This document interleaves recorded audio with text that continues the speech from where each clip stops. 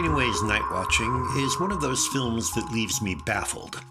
Not because it is difficult to understand what is going on. For all Greenaway's unconventional technique, the action is reasonably clear and, for him at least, straightforward. Rather, when it was over, I once again found myself uncertain as to whether or not I even liked it, much less whether I thought it was successful in its own terms or good in the broad scheme of things. Some would no doubt attribute my befuddlement to Greenaway's mannered approach, but as with so many new films, I'm left asking, what was this film about, and why was it made?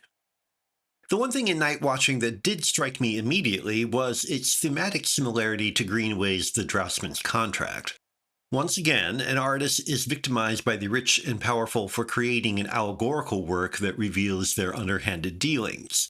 Even some of the imagery is the same, including the use of fire as a means of blinding.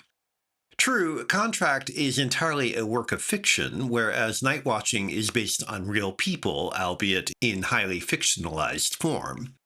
The parallels between the two films are nonetheless so striking that it is difficult to believe Greenaway was unaware of them. So, why repeat himself so blatantly? Possibly because the theme fascinates him, but I suspect that the major motivation was because Contract, the film that transitioned Greenaway from the obscurity of experimental filmmaking to international fame, was a success that the director was trying to repeat. These days, it cannot be easy for a filmmaker as experimental as Greenaway to get funding. The interminable list of organizations, corporations, and government agencies responsible for producing Nightwatching that unrolls before the film starts reads as an indictment of contemporary hostility toward innovative cinema.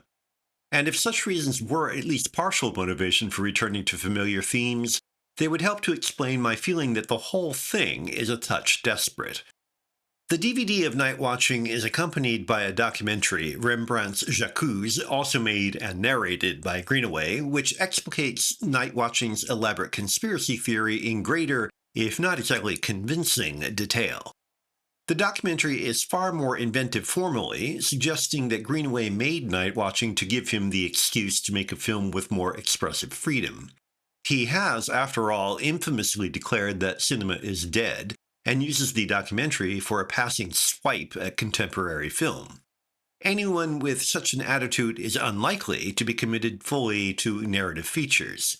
So, Greenaway dresses the corpse of Nightwatching with suitably virtuosic flourishes, but is the smell of formaldehyde preferable to Hollywood's rotten eggs?